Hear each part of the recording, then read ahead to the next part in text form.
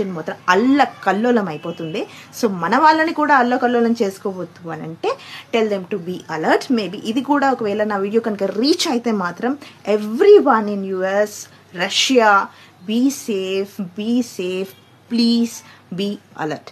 So next విషయానికి వస్తే ఒక్కసారి మనము 2011లో జరిగిన సునామీ, ఇప్పుడు జరిగిన సునామీ 2025లో జరిగిన సునామీ, ఈ రెండిట్లో ఏం ప్రాబ్లమ్స్ ఉన్నాయి అంటే బేరీజ్ వేసుకుందాం ఒకసారి. అప్పుడేం జరిగింది ఇప్పుడేం జరిగింది అనేది బేరీజ్ వేసుకుంటే కనుక అప్పుడు 9.1 మ్యాగ్నిట్యూడ్లో సునామీ వచ్చింది. ఇప్పుడు 2025 జూలై 30 రోజు మాత్రము 8.8 మ్యాగ్నిట్యూడ్లో వచ్చింది. అంటే చాలా తక్కువే కదా అనుకోవచ్చు. లేదు, 1:2 రేషియోలోనే తగ్గింది. నెక్స్ట్ వచ్చేసి అప్పుడు 430 మీటర్స్ వరకు వేవ్స్.